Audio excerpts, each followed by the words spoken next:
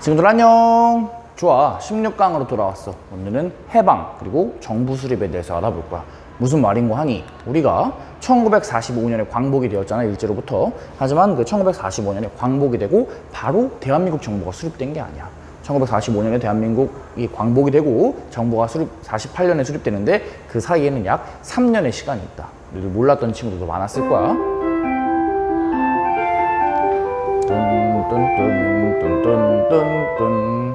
그 3년의 시간에 대해서 오늘 알아보도록 하자. 1945년에 대한민국 광복된다 그랬어. 1945년에 광복, 이 정도는 여러분 연도 정도 좀 외워줬으면 좋겠다. 선생님이 웬만하면 연도 외우란 말 안 하는데 중요한 연도들이 한국 근현대사에 몇 개가 있어. 1876년에 강화도조약, 그리고 1904년에 을사조약, 그리고 1910년에 일제나라를 빼앗기는 거, 그리고 1919년에 3.1운동과 임시정부 수립, 그리고 1945년 광복. 이 정도는 우리가 한국인으로서 알아두는 게 좋지 않을까라는 생각이 든다. 자, 그럼 우리가 어떻게 해서 광복을 차지하게 됐냐? 크게 두 가지 이유가 있어. 먼저 첫 번째 이유는 2차 세계대전을 이끌었던 적국이라고 할 수 있지. 추축국들이 이제 연합군에 의해서 패배하는 거야. 이탈리아, 독일, 그리고 제국주의, 일본 같은 나라들이 이제 2차 세계대전에서 패배하고 멸망하게 되지. 자, 두 번째 이유는 우리 민족의 끈질긴 독립운동이라고 볼 수 있어. 우리 민족은 끈질기게 독립운동을 했고 그 결과 우리가 독립을 쟁취하게 된 거다. 자, 그럼 일제가 항복을 하고 일제가 우리나라에서 이제 도망가고 있는 와중에 그럼 우리나라를 이끌었던 그런 단체나 사람은 누가 있었을 것이냐라고 보니까 조선 건국준비위원회라고 하는 단체가 당시에 조선 땅에는 있었어. 건국준비위원회를 이끌었던 사람은 여운형이라고 하는 사람인데, 여운형 같은 경우에는 뭐 1919년에는 뭐 신한청년당이라는 것을 세워서 독립운동을 하려고 노력을 했고, 임시정부에도 참여를 했었고, 그 독립운동 때문에 상하이에서 체포당하고 서대문형무소에 갇히기도 했어. 그리고 그 와중에 막 청각을 상실하기도 하고, 그리고 서대문형무소에서 나온 이후에는 중앙일보 사장이 되는 등 끊임없이 독립운동을 위해서 열심히 노력을 했던 사람이다. 이러한 사람이 딱 이 여운형이 생각을 하기에 이제 일제가 곧 패망을 하면은, 일제가 떠나고 나면은 우리나라가 권력의 공백 상태가 되잖아, 얘들아. 그 상황을 유지할 수 있는 단체가 필요하다라고 생각을 해서 조선 건국준비위원회를 만든 거지. 그리고 일제가 항복을 하고 조선을 떠날 때 조선 총독이 있을 거 아니야, 얘들아, 그지? 총독부의 총독도 안전하게 떠나기 위해서, 자신들의 안전을 보호받기 위해서 여운형과 컨택을 해서 대화를 했을 정도로 조선 건국준비위원회는, 여운형은 이제 조선 내부에서 그 힘이 굉장히 컸다고 볼 수가 있다. 건국준비위원회에 대해서 좀 자세히 알아볼게. 당시에 일제가 딱 떠나고 나면은 권력의 공백 상태가 되잖아, 그치 얘들아? 그러면 사회가 혼란스러워질 수 있어. 이런 혼란스러움을 방지하고 사회를 안정화시키려고 노력을 했어. 그리고 우리나라에 이제 우리나라를 세워야 되잖아, 그치? 민주공화국을, 그러니까 건국을 준비하기 위해서 건국준비위원회가 세워졌다. 활동은 어떤 활동을 했냐면은 아까 말한 것처럼 치안을 유지를 했어. 그리고 전국에 이제 지부를 설치해서 전국적으로 건국을 준비를 했지. 그리고 실제로 과도기 단계의 정부를 구성하기로 했어. 이제 나중에 좀 사회가 안정되면은 이제 우리나라 정부 제대로 한번 건설해보자 라고 했던 조선 건국준비위원회의 활동이 될 수 있다.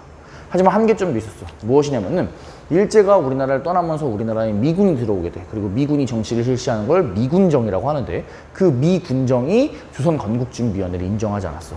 야, 너희들 우리는 인정해 줄 수 없어. 미군정이 이제 우리나라를 대표하는 우리가 정치 체계야. 건국준비위원회? 너희들은 그냥 임시로 너희들이 만든 그냥 자치적인 그런 단체지, 우리가 너희를 파트너로 얘기를 하고 너희들을 정식 정부로 인정해 주거나 그럴 생각은 없어 라고 얘기를 해버려. 당연히 건국준비위원회 힘이 빠지게 되겠지. 그리고 또 모든 독립운동가들이 다 건국준비위원회에 참가했던 것도 아니야. 그러다 보니까 건국준비위원회는 시간이 갈수록 민족주의 계열이랑 사회주의 계열로 나눠서 분열하게 되고, 미군정도 인정을 해주지 않으면서 세력이 약화되고, 일제가 떠나고 나서 우리 민족의 건국을 준비하고 우리 새로운 정부를 세우려고 노력했던 건국준비위원회 그리고 여운형의 노력은 물거품으로 돌아가게 되는 거지. 자, 그래서 우리가 건국준비위원회가 있고 그것이 실패하는 상황에서부터 우리가 해방공간에 대한 이해가 필요할 것 같아. 선생님이 1945년에 일제가 떠난다고 해서 바로 우리나라가 뿅 하고 건국되는 건 아니라 그랬지? 맞아. 당시에는 한반도 북쪽에는 소련, 그리고 한반도 남쪽에는 미국이 들어와서 일본을 대신해서 일단 사회를 안정화시키려고 노력을 했어. 그리고 이후에 우리나라, 일제로부터 해방된 우리나라를 어떻게 할지에 대해서 2차 세계대전에 승리했던 나라들이 고민을 하고 있었지. 그리고 그 고민의 과정과 그래서 48년의 건국이 어떤 식으로 되었는지 그 흐름을 지금부터 우리가 흐름을 알아보도록 하겠다. 자, 먼저 모스크바, 러시아의 모스크바에 미국, 영국, 소련 2차 세계대전을 승리한 대표적인 나라지. 이 나라의 관리들이 모여서 회의를 진행을 했어. 우리나라를 어떻게 할 것인지. 그리고 이 회의에서는 두 가지를 결정한다. 첫 번째, 일단 한국에 임시정부를 수립한다. 지금 당장 완벽한 정부를 만들 수 없으니까 일단 임시정부를 만들고 나중에 그걸 이어가지고 정부를 만들자. 첫 번째. 그럼 두 번째, 최대 5년 동안 신탁통치란 거를 실시한다 라고 얘기를 했어.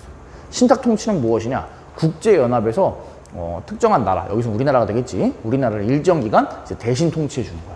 무슨 말인 거 아니? 지금 일본이 이렇게 30몇 년 동안 있다가 쫓겨났으니까 사회가 혼란스러울 수 있다. 일단 임시정부 세우고 그 다음에 국제연합에서 한국을 좀 관리를 해주자. 그리고 나서 이제 완벽한 독립시켜주자. 일단은 신탁통치를 하자라고 이제 모스크바에서 미국, 영국, 소련의 관리들이 결정을 한 거야. 이 결정에 대해서 우리나라 민족은 안타깝게도 두 개로 의견이 분열되게 된다. 바로 민족주의 계열의 우파와 사회주의 계열의 좌파였어. 민족주의 같은 경우에는 신탁통치를 반대해. 아니, 우리가 지금 일본에서 이제 막 광복되고 해방되는데 또 다른 나라가 와서 우리나라를 대신 다스린다고? 왜 우리가 지금 당장 우리의 정부를 세우지 못하냐? 왜 우리가 국제연합의 통치를 받아야 되냐? 왜 걔네들이 우리를 대신 다스리냐? 그런 거 필요 없고 우린 지금 당장 독립을 해야 된다. 신탁통치 이거 찬성하면 안 된다. 모스크바 회의 결과 우리는 반대한다 라고 얘기를 했던 게 민족주의 계열 우파였어. 그리고 사회주의 계열 좌파는 이렇게 생각했어. 아니, 잘 봐라. 이게 최대 5년까지다. 그러니까 신탁통치를 하긴 하지만 그렇다고 우리나라를 완전히 먹는 게 아니다. 5년 지나면 우리가 우리 정부 만들 수 있다. 그리고 임시정부도 세우지 않냐. 이런 걸 봤을 때 어쨌든지 간에 우리는 모스크바 회의 결과 우리는 지지한다가 이제 좌파의 이야기야. 너희들이 생각하기에는 어떠니? 둘 다 어느 정도 일리가 있지?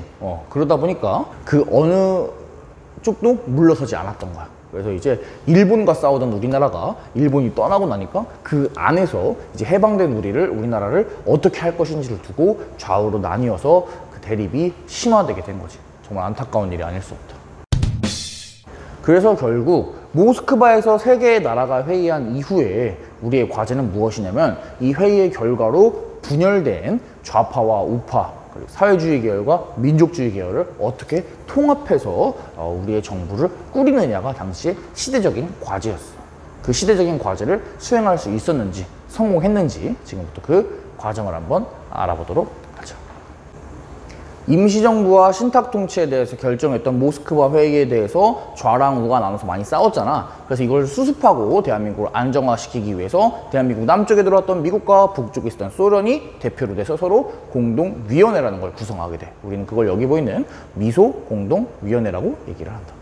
이 미소공동위원회에서 앞으로 우리나라를 어떻게 할 건지에 대해서 회의를 해. 그런데 문제는 이 회의가 미국과 소련의 대립으로 인해서 성과 없이 중단이 돼.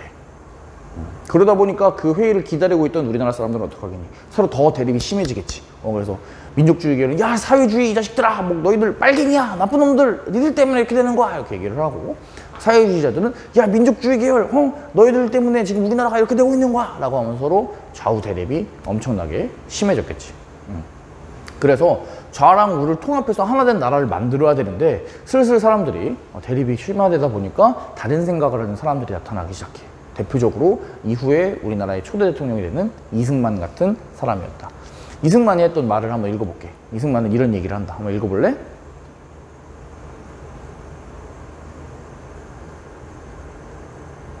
뭐라고 하고 있니? 지금 정지된 미국과 소련의 공동위원회를 가 제대로 될 것 같지 않다. 그리고 통일 정부를 하려고 하는데 잘 되지 않는다. 그러니까 우리는 남쪽만이라도 정부를 만들어야 된다. 그리고 38선 이북에서 38선 위쪽에서 소련을 쫓아내도록 해야 된다. 일단은 남쪽만이라도 정부를 만들어야 된다 라고 하고 있는 발언을 하게 되는 거야.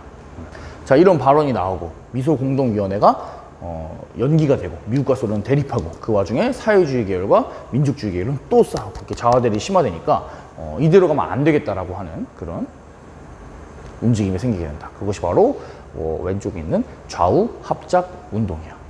좌우합작운동은 아까 건국준비위원회를 이끌었던 여운형 씨랑 김규식 등이 주도를 한다. 이렇게 얘기를 해. 야, 이거 이대로 가면 안 돼. 이대로 가다가 진짜 분열돼. 우리 이러지 말고 좌우, 남북 다 통일된 통일정부를 수립을 해야 돼. 그게 제일 중요한 거야. 우리 그거 잊으면 안 돼. 라고 얘기를 하는 게 좌우합작운동이야. 좌파랑 우파가 하나로 합쳐져야 된다. 이런 얘기였던 거지. 하지만 성공했을까 실패했을까? 실패돼. 여운형 같은 경우에는 그리고 이 시기에 암살당하기도 한다. 그래서 좌우합작운동에 하나된 정부를 이루어야 된다는 그런 통합의 움직임은 점점 갈 곳을 잃어가고 있었던 거지. 분열이 심화되었거든. 2차 미소공동위원회도 합의하는데 실패해. 결국 미국과 소련, 좌익과 우익의 의견 차이를 좁히는 데 실패했고 우리는 좌우 민족주의 사회주의가 하나로 통합된 국가를 건설해야 된다는 시대적인 과제를 수행하는 데 어려움을 겪고 있었던 거지. 결국에 한국 문제는 유엔으로 넘어가게 돼. 유엔에서는 총회를 열어서 결정을 하게 돼. 야, 너희들 그러지 말고 그냥 남북한 다 같이 하나로 합쳐서 한 번에 남북한 총선거를 실시해서 한반도에 정부를 세워라. 그러면 되지 않냐?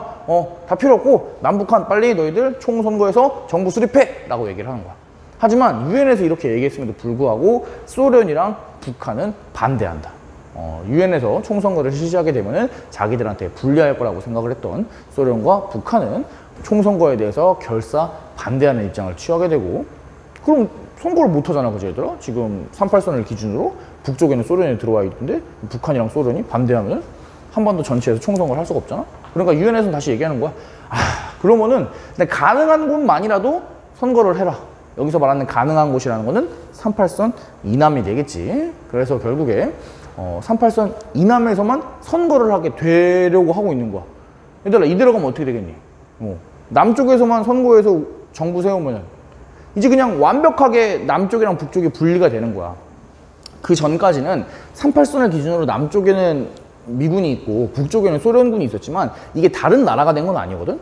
그냥 아직 나라 전체 정부가 하나가 세워지지 않았을 뿐이지 그 전까지는 어떻게 해서든지 간에 언젠가는 우리가 통합된 정부가 세워질 거라고 생각을 했단 말이야. 지금 당장은 미국과 소련이 있지만. 그런데 유엔의 결정에 북한이랑 소련이 반대해서 우리가 할 수 없이 남쪽만이라도 투표를 해서 선거를 통해서 나라를 만들어 버리면은 그럼 북쪽은 어떻게 되겠니? 가만히 있겠니? 아니겠지. 그러니까 우리가 남쪽만 선거하는 순간 그것은 뭐냐? 통일된 정부를 만들지 않겠다. 남이랑 북이 난임 정부를 세우겠다라고 하는 것을 인정하게 되어버리는 거지. 그 순간 그게 사실화가 되어버리는 거야. 그거는 막아야 되잖아, 그지? 그래서 이런 문제점을 해결하기 위해서 노력했던 사람들이 있었어. 그런 사람들이 야, 이거 안 되겠다. 남쪽이랑 북쪽이랑 협상해야 된다. 우리 하나된 나라 만들어야지. 지금 뭐 하는 거냐? 라고 얘기를 했던 분단을 막기 위한 마지막 노력이 있었으니 그것이 바로 남북협상이다. 그리고 여기 참여했던 유명한 인물이 바로 김구지.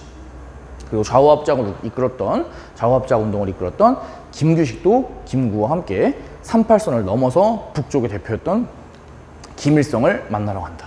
자, 김구 선생님이 38선을 넘으면서 남북협상을 할 때 이야기를 했던 3천만 동포에게 읍고함이라고 하는 글을 읽어보자.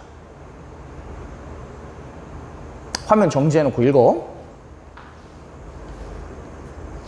자, 이 글을 읽어보니까 김구는 통일정부, 그리고 독립만 위해서 노력을 해야 된다. 그리고 나는 단독 정부를 세우는데 협력하지 않겠다. 남쪽만 하면 안 된다. 우리가 어떻게 일본한테 나라를 되찾았는데 지금 남이랑 북으로 갈라지면 안 된다. 우리 하나된 정부 만들어야 된다. 라고 얘기하면서 내가 남쪽 대표로 지금 북쪽 가가지고 북쪽 소련의 등을 업고 있는 소련을 등에 이렇게 탁 업고 있는 김일성, 북쪽 대표인 김일성 만나가지고 내가 단판 짓고 오겠다. 이거 이대로 안 된다. 라고 얘기를 하면서 38선을 넘어서 북쪽으로 간 거지. 남북협상은 성공했을까, 얘들아? 결과만 얘기하면 실패해, 얘들아. 김구는 상황을 변화시킬 수 있을 거라는 기대를 하고 북쪽에 갔지만 사실 북쪽에서는 이미 준비를 다 끝내놨었어. 김일성이 형식적으로는 통일정부를 수립하고 싶어요 라고 얘기하면서 김구랑 대화를 했지만 사실은 자신의 권력을 확대해 가고 있었지. 김일성이랑 소련은 애초에 남북 협상을 통해서 통일정부를 만들 생각이 없었던 것 같아. 자기들의 동아시아 지역, 자기들의 38선 이북 지역에서의 권력을 확실하게 하고 김구는 그리고 김규식 그리고 남북 협상은 약간 이미지 메이킹 좀 이용된 감이 있었지. 결국에 남북 협상은 실패하게 된다. 너희들이 잘 정리가 안 될 것 같아서 표를 보면서 그 순서대로 한 번씩 정리를 해볼게. 자, 일본으로부터 우리가 나라를 되찾았어. 그리고서 이제 그 되찾은 나라에 아직 정부가 없으니까 이후에 정부를 어떻게 할 건지에 대해서 회의를 해야 될 거 아니야, 그지? 그래서 그 회의를 실시한 게 모스크바 삼국 외상 회의야. 여기서 2차 세계대전에 승리했던 미국, 영국, 소련이 모여서 야, 한국 어떻게 할래? 라고 이렇게 회의를 했던 거야. 이 회의를 할 때까지만 하더라도 우리가 이제 일본으로부터 광복했으니까 한반도 전체에 우리 민족의 나라가 세워질 거라는 생각을 하고 있었어. 그런데 문제는 이 회의가 끝나고 나서 회의 결과에 따라서 좌우가 나눠서 싸우기 시작한 거야. 민족주의 진영 같은 경우에는 신탁 통치가 들어가 있다고 회의 결과에 우리는 반대할 거야 라고 하면서 반대하고, 사회주의 진영 같은 경우에는 야, 그래도 어쨌든 임시정부 세우긴 하잖아, 우리는 회의 결과 지지해, 이러고 얘기를 하는 거야. 그러면서 좌우 대립이 심하게 되게 되는 거지. 그래서 이런 심한 좌우 대립 때문에 미국이랑 소련은 이후에 공동위원회를 열지만 성과 없이 중단되게 되고, 좌우 대립은 더욱 심화되게 되고, 일부 이승만 같은 사람은 남한만이라도 단독적으로 정부를 수립하는 게 어떻겠냐 이런 생각을 실시하게 되고, 이런 것에 위기감을 느낀 당시 사회에서는 좌우 합작운동을 벌이게 된다. 여운형이나 김구식 같은 사람들은 야, 우리 그러지 말고 민족주의 계열, 사회주의 계열 하나를 모으자. 야, 우리 지금 분단 안 되는 게 중요하지. 우리 통일된 나라 세우는 게 제일 중요하잖아. 우리 저랑 우랑 하나로 합치하자, 합작하자 라고 얘기를 했어. 하지만 여운형이 암살되고 좌우 합작운동은 실패했지. 그리고 2차 미국 소련 위원회도 결국에 성과 없이 실패하게 된다. 점점 우리나라는 분단으로 달려가고 있는 거야. 이 와중에 유엔에서는 야, 그러면은 남북한이랑 다 같이 통틀어서 총선거 실시해서 정부 수립해 라고 이야기를 하지만, 소련이랑 북한은 자기들의 권력이 줄어드는 것을 방지하기 위해서 이를 반대한다. 결국에 유엔에서는 그럼 가능한 곳 남한만이라도 선거해 라고 이야기를 하게 되는 거지. 그러니까 깜짝 놀랐던 김구랑 김규식 이런 사람들이 북쪽으로 가서 김일성을 만나게 되는 거다. 383을 넘어가서 야, 이대로 남한만 선거하면은 너희들이 이거 선거 계속 반대하고 이러면은 우리 이거 그냥 꼼짝없이 남북 분단되는 거다. 나라 2개 만들면 어떡하냐. 원래 한 개였던 나라인데 이래도 되는 거냐? 라고 얘기를 하면서 남북 협상을 한다. 하지만 김일성과 협상이 잘 되지 않고 남북 협상은 실패를 하면서 남북 분단이 현실화가 되어가게 되는 거다. 결국에 1948년 5월 10일에 남쪽만 선거를 하게 되더라. 38선 이남만 5월 10일 날 총선거를 통해서 정부를 수립하게 된다. 이 선거는 우리나라 최초의 보통 선거였어. 그리고 이 선거를 통해서 구성된 이 선거는 국회의원을 뽑은 선거야, 얘들아. 이 선거로 국회의원을 뽑아서 그 국회의원들이 구성됐으니 그것이 재헌국회라고 해. 헌법을 만드는 국회다, 이렇게 얘기하면 돼. 이 재헌국회에서는 우리나라의 이름을 대한민국으로 정하고 우리나라를 민주공화국으로 명명한다. 이제 우리는 왕정이나 뭐 황제가 있고 그런 나라가 아니라 국민의주의 되는 민주공화국이야. 그리고 대통령으로는 이승만을 임명한다. 이때만 하더라도 대통령은 국민이 뽑는 게 아니라 국회에서 선출하는 거였어. 그리고 유엔에서는 이 대한민국 정부를 한반도 유일의 합법적인 옳은 정부로 이야기를 한다. 이게 바로 1948년 8월 15일 대한민국의 정부 수립이야. 근데 대한민국 정부 수립이 매끄럽게만 됐던 건 아니야. 안타까운 역사가 있는데 제주도에 4.3 사건이라는 것들이 있어, 얘들아. 이 사건은 요약해서 얘기를 하자면은 정부가 제주의 민간인들을 학살한 끔찍한 사건이라고 말을 할 수 있는데, 당시에 제주도민들은 정부가 수립되기 전에 미군정에 대한 불만이 많았어. 그리고 단독 정부 수립이 다가오자 단독 정부를 수립하는데 반대했던 사람들도 많았어. 대표적으로 뭐 좌익 세력 이런 사람들이 있지. 그런 사람들이 정부에 계속 시위를 하고 반대하고 그런 운동을 벌였던 거야. 그런데 문제는 이런 시위를 진압하는 과정이 있었어. 대한민국 정부가 남한 정부가 수립된 이후에 남한 정부에서는 사회주의자들 그리고 좌파 세력들을 몰아내야 된다는 일념 하에 이런 시위하는 사람들을 무차별 진압을 했지. 그래서 무차별 진압하는 과정에서 너무나 많은 제주도 민간인들이 희생되게 돼. 그래서 민간인을 포함해서 약 15,000명이 사망을 하게 되는 아주 끔찍한 사건이 제주 4.3 사건이 되겠다. 그래서 이러한 단독 정부를 수립하는 과정에서 있었던 매끄럽지 않은 그런 부분들도 우리가 한번 체크를 해주면 좋을 것 같아요. 워낙 끔찍한 사건이다 보니까 너희들이 중학교 수준에서 뭐 이름이랑 뭐 내용 정도 살짝 알아두면 좋을 것 같다. 단독정부가 수립되고 국회의원을 뽑았잖아. 그 국회의원을 뽑았던 재헌국회가 한 일 2가지를 공부를 해보면서 오늘 수업을 마치도록 할게. 자, 첫 번째, 나라를 되찾았잖아, 그지? 반쪽이긴 하지만 어찌됐든 지금 우리가 우리 민족의 나라를 세웠어. 그럼 우리나라는 제일 먼저 해야 되는 게 뭘까? 그래, 맞아. 친일파 청산을 해야 돼. 그 친일파를 청산하기 위해서 반민족 행위자 특별법을 만든다. 반민족행위 처벌법을 만들어. 그래서 반민족행위 특별조사위원회, 줄여서 반민특위라고 하는 걸 만든다. 이 특별조사위원회에서 친일파들을 불러다가 이제 재판하고 벌을 줘야 되는 거야.